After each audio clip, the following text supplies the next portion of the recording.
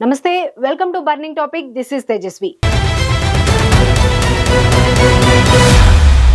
భారత్ పాకిస్తాన్ల మధ్య హఠాత్తుగా కాల్పుల విరమణ ఒప్పందం కుదరడం అందరినీ ఆశ్చర్యానికి గురిచేసింది. మొన్నటి వరకు మేకపోతు గాంభీర్యం ప్రదర్శించిన పాకిస్తాన్ భారత్ కొట్టిన దెబ్బకు చేతులెత్తేసింది. యుద్ధం అంటే ఎల్ఓసి దగ్గర మిషన్ గన్లు, రాకెట్ లాంచర్లతో కాల్పులు జరపడం కాదు. దాని లెక్క వేరే విధంగా ఉంటుందని పాకిస్తాన్కు అర్థమైంది. కాదు, భారత్ అర్థమయ్యేలా చేసింది. ఇంతలా భారత్ పాకిస్తాన్ను భయపెట్టేలా ఏం చేసింది? సామాన్య ప్రజలకు ఎటువంటి హాని కలగకుండా పాకిస్తాన్లోని ఏ కీలక స్థావరాలపై భారత్ దాడి చేసింది?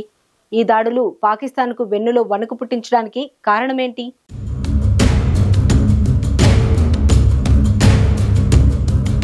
పాకిస్తాన్ తోకలేని తారాజువ్వల్లాంటి లక్ష్యం లేని క్షిపణులు ఎన్ని ప్రయోగించినా, నిర్దేశిత లక్ష్యంతో భారత్ ప్రయోగించిన బ్రహ్మోస్ ఒక్కటి చాలు వాటికి సమాధానం చెప్పడానికి. తమ దగ్గర అణుబాంబు ఉంది, చైనా ఇచ్చిన అత్యాధునిక క్షిపణులు ఉన్నాయి అని మొన్నటి వరకు విర్రవీగిన పాకిస్తాన్కు భారత్ షాక్ ఇచ్చింది. ఆపరేషన్ సింధూర్ తర్వాత భారత్పై దాడులు చేసిన పాక్కు భారత ఆర్మీ సత్తా ఏంటో తెలిసింది. పాకిస్తాన్ ఎన్ని డ్రోన్ల క్షిపణులు ప్రయోగించినా అవి భారత్కు నష్టాన్ని కలిగించలేదు. భారత్ దగ్గర ఉన్న ఎయిర్ డిఫెన్స్ సిస్టమ్ అంతలా వాటిని అడ్డుకుంది. ఇజ్రాయెల్ ఐరన్ డ్రోమ్ లాగా భారత్ దగ్గర ఉన్న S-400 సుదర్శన్ చక్ర ఎయిర్ డిఫెన్స్ సిస్టమ్ పాకిస్తాన్ డ్రోన్లు, క్షిపణులు మన భూభాగంలోకి రాగానే కూల్చివేసింది. దీంతో పాకిస్తాన్ ఎన్ని డ్రోన్లు, క్షిపణులు ప్రయోగించినా ఉపయోగం లేకుండా పోయింది. అవి రెక్కలు తెగిన పక్షుల్లా నేలవాలాయి. భారత్ ఎంత సంయమనం పాటించినా పాకిస్తాన్ మాత్రం క్షిపణి దాడులతో దుందుడుకు ప్రదర్శించింది. దీంతో భారత్ ప్రతీకార దాడులకు దిగింది. అయితే పాకిస్తాన్ల పౌరులపై దాడి చేయకుండా భారత్ పాక్ సైనిక స్థావరాలను లక్ష్యంగా చేసుకుని తెగబడింది. అంతే, పాకిస్తాన్ ఖేల్ ఖతం.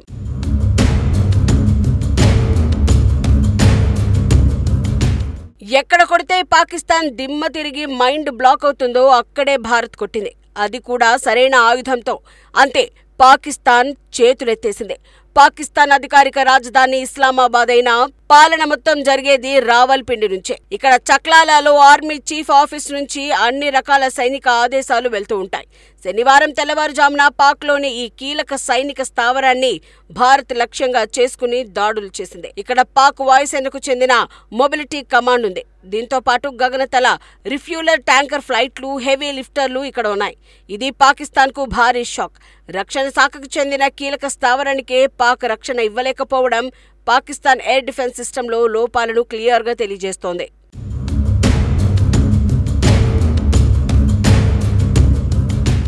పాక్ దుందుడుకు చర్యలకు ప్రతిగా భారత్ అత్యాధునిక క్షిపణులు, గైడెడ్ మ్యూనిషన్, లాయిటరింగ్ మ్యూనిషన్ ను వాడినట్లు తెలుస్తోంది.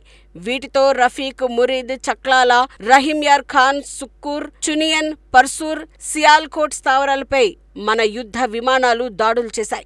ఇందులో వైమానిక స్థావరాలు, కమాండ్ కంట్రోల్ సెంటర్లు, రాడార్ సైట్లు, ఆయుధ నిల్వ కేంద్రాలు ఉన్నాయి.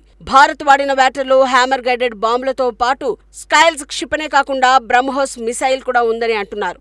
యుద్ధరంగంలో దీనిని ఉపయోగించడం ఇదే తొలిసారి కావచ్చు. భారత్ నిమిషాల వ్యవధిలో పాక్కు చెందిన కీలక వైమానిక స్థావరాలను ధ్వంసం చేయడం ఆ దేశంలో గుబులు రేపింది.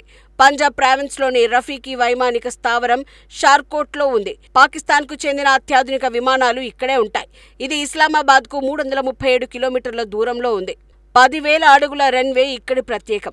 ఎమర్జెన్సీ ల్యాండింగ్ స్ట్రిప్లు కూడా ఉన్నాయి. పంజాబ్లోని చక్వార్లో మురీద్ ఉంది. పాక్ ఆపరేషన్ ఫ్లయింగ్ బేస్ గా దీనికి పేరుంది. దీంతో పాటు మానవరహిత సాయుధ డ్రోన్లు ఇక్కడ ఉన్నాయి. ఈ స్థావరాలను భారత్ ధ్వంసం చేసింది.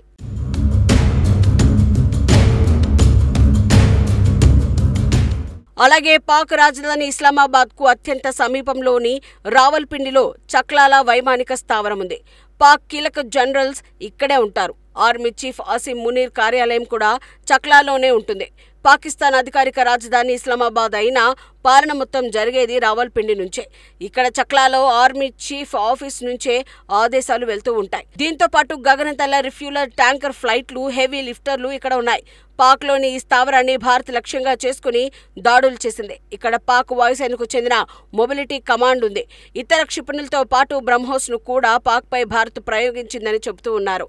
యూపీలో బ్రహ్మోస్ క్షిపణి తయారు కేంద్రం ప్రారంభోత్సవం సందర్భంగా యూపీ సీఎం యోగి ఆదిత్యనాథ్ మాట్లాడుతూ ఆపరేషన్ సింధూర్లో భారత్ బ్రహ్మోస్ క్షిపణులను ఉపయోగించిందని వెల్లడించారు. ఆ సమయంలో ఈ క్షిపణులకు ఉన్న శక్తి ప్రపంచ దేశాలకు తెలిసిందన్నారు. దీని ప్రభావం గురించి తెలియని వారెవరైనా ఉంటే పాకిస్తాన్ను అడిగి తెలుసుకోవాలని సూచించారు. అంటే బ్రహ్మోస్ క్షిపణి ప్రయోగం జరిగినట్లు అర్థమవుతోంది. పాక్ మిత్రదేశం చైనా తమ మిత్రుడికి జరిగిన నష్టాన్ని తెలియజేసింది. చైనా శాటిలైట్ చిత్రాలు పాకిస్తాన్ సైనిక స్థావరాలకు జరిగిన నష్టాన్ని క్లియర్ గా చెబుతున్నాయి. భారత్ వైమానిక దళం పాకిస్తాన్లోని నూర్ఖాన్ ఎయిర్ బేస్ పై ఖచ్చితమైన దాడులు చేసి అక్కడి సౌకర్యాలను, గ్రౌండ్ వాహనాలను నాశనం చేసింది. చైనాకు చెందిన ఓ సంస్థ విడుదల చేసిన ఉపగ్రహ చిత్రం మే 8 నుంచి 10 వరకు భారత్ ఆపరేషన్ సింధూర్లో ఈ సైనిక స్థావరానికి జరిగిన నష్టాన్ని స్పష్టంగా తెలియజేస్తోంది. రావల్పిండిలోని Nur Khan air base Pakistan army headquarters కు దగ్గరలో ఉంటూ వారి ఎయిర్ మొబిలిటీ కమాండ్ కు కీలక కేంద్రంగా పనిచేస్తుంది. ఈ దాడి పాకిస్తాన్ కు వ్యూహాత్మకంగా, సాంకేతికంగా గట్టి ఎదురు దెబ్బ తగిలించింది. ఇది వారి వైమానిక రక్షణ వ్యవస్థలో లోపాలను, ఈ ముఖ్యమైన స్థావరాన్ని కాపాడలేని బలహీనతను బయటపెట్టింది. నూర్ఖాన్ లో సాబ్ ఎరియై ఎయిర్బోర్న్ హెచ్చరిక వ్యవస్థలు, C-130 రవాణా విమానాలు, IL-78 ఇంధనం నింపే విమానాలు వంటి కీలక ఆస్తులు ఉన్నాయి. ఈ వ్యవస్థలు నిఘా, లాజిస్టిక్స్, సరిహద్దు ఆపరేషన్లలో వైమానిక సమన్వయానికి చాలా ముఖ్యం. అలాగే ఉపగ్రహ చిత్రాలు భారత దాడుల తర్వాత పాకిస్తాన్లోని భోలారీ ఎయిర్ బేస్ కు జరిగిన నష్టాన్ని చూపిస్తున్నాయి. మే 10న పాకిస్తాన్ పంజాబ్లోని రహీం యార్ ఖాన్ ఎయిర్ బేస్ పై భారత దాడి తర్వాత దాని ఏకైక రన్వే వారం పాటు పనిచేయలేదు. అయితే ఈ స్థావరాలపై బ్రహ్మోస్ క్షిపణిని ఉపయోగించినట్లు తెలుస్తోంది. ఈ దెబ్బకే పాకిస్తాన్ కాల్పుల విరమణ ఒప్పందానికి పరుగులు పెట్టిందని అంటున్నారు.